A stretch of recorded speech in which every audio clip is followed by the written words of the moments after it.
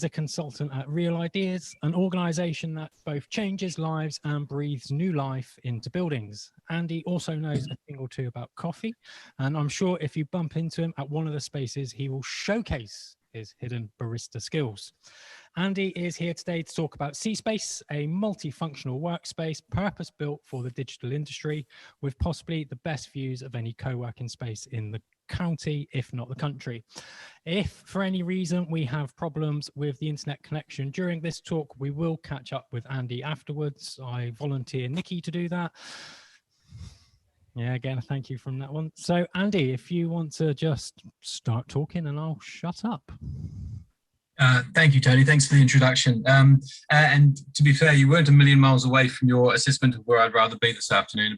I have spent most of the day working from my garden.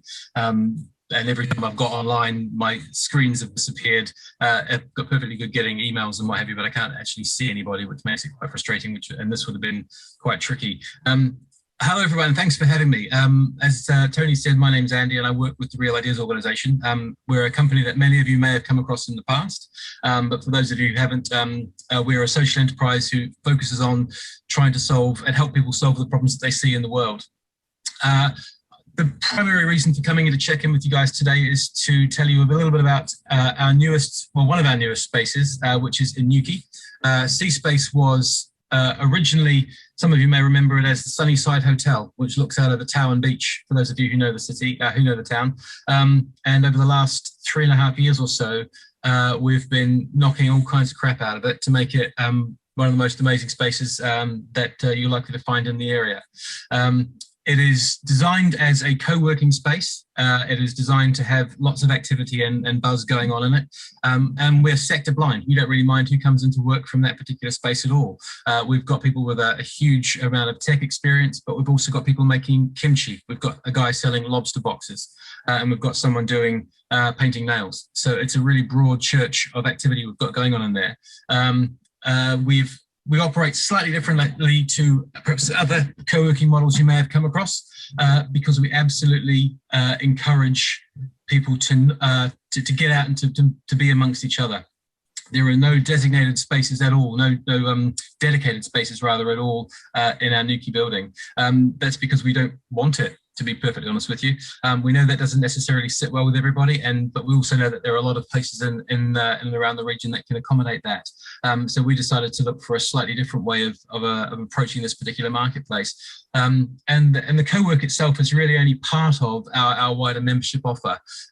Real Ideas have typically run, like a number of organisations I'm sure represented today, through various forms of funding projects, lots of them coming from Europe. And we recognised a few years ago that those things are not going to last forever. And so the idea of the membership was to create a way that we could still continue to support people in a way that was relevant and meaningful to them, but also required perhaps a little bit of investment on their part. The environment that I came into about 4 years ago was very much, what can I get for this? How can you help me find that? Can I get some funding for something? And my background has largely been in business development in the past. And so I always sort of respond to people saying, well, what are you selling?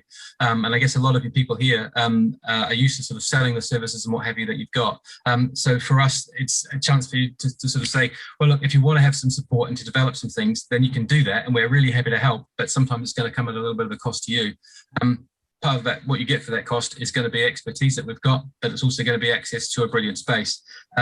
I've realised my shortcomings partway through this afternoon session when I realised it would have been handy for me to have had a few images, but my intention was actually to be coming to you from Newquay and sort of walking around with the laptop, which would have worked because we've got really fantastic Wi-Fi connectivity. But unfortunately, like others, I'm having to sit in my house today because I have a son who's being made to isolate. Such is the way of things. It's great to be able to sort of join in with the conversation. So thank you for having me, as I say.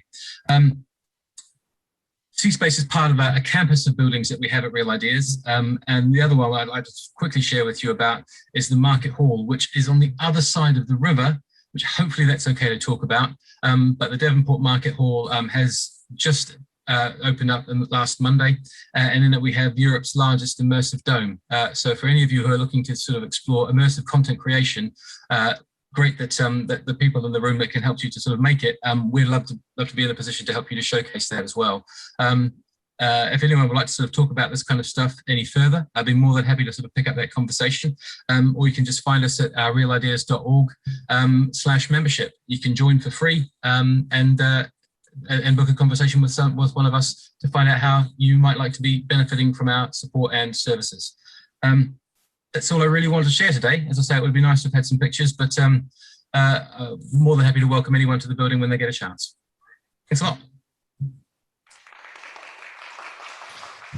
Thank you, Andy. That was a very succinct version. Everyone's being succinct today. I told everyone they could overrun, but not. We did have a question come in for you, and that is, can schools use the space in any way at all? It's a really good question. As a members organisation, we're developing a lot of the memberships we've had so far have been for individuals and small organisations. We are in the process of developing institutional memberships, which will enable schools to potentially use some of our spaces, whether it's for co-working or for accessing the particularly things in the Dome up in Plymouth. So the short answer is yes. The slightly more involved answer is give us some time to finally figure out what that's going to look like, and each school can come to us directly for it. Fantastic. For me, I had a question. If I was a digital business, say I wanted to start doing some podcasts or video content, is there anything at CSpace that might be able to help with that? Yes, we have a studio, which is fully soundproofed and on the first floor of the building adjacent to one of the co-working rooms. For those of you who are aware, we had a little thing called the G7 taking place in Cornwall about a month ago. And our sort of response to that was a G7 Fringe event, which was largely broadcast online. And that was done comprehensively. Most of it was through our studio itself. So there's facilities you can see some of the content that was created directly on our members area of the website now, realideas.org/membership.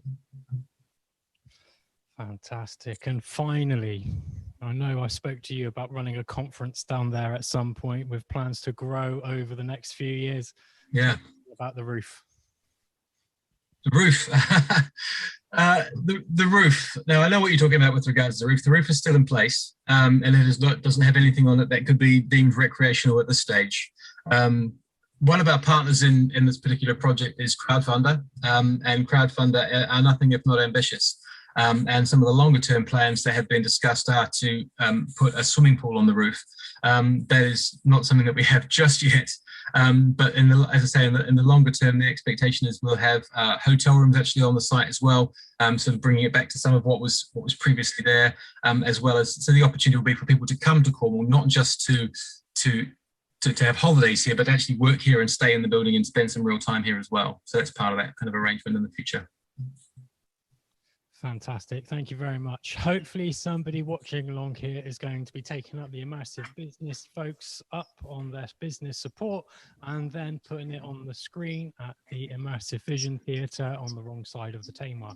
And no, it was okay that you mentioned the wrong side of the Tamar.